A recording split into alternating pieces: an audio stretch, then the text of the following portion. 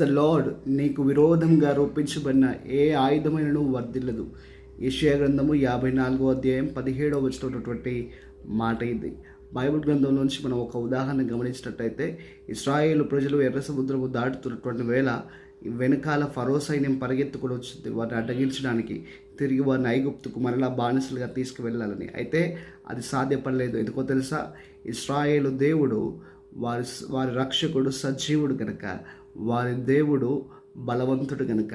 ఉదయకాల సమయం ఈ మాటలు నీవు వింటుండగా నీకు వ్యతిరేకంగా వస్తున్న ఏ ఆయుధం కూడా వర్ధిల్లదు. ఎందుకంటే నీ దేవుడు, వారి దేవుడు, దేవుడైనటువంటి ప్రభువు ఒక్కడే కనుక. ఆయన నిన్న నేడు నిరంతరం ఉన్నాడు. వారిని కాపాడిన దేవుడే నిన్ను కాపాడుతాడు. కాబట్టి కంగారు పడక, ఇబ్బంది చెందక, దిగులు చెందక, నీకు వ్యతిరేకంగా వస్తున్న ఆయుధాలు చూసి గగ్గోలు పెట్టక దేవుని యందు సంతోషించు. ఆయన సహాయం కొరకు చూడు. ఆయన అద్భుతమైన కృప నీకు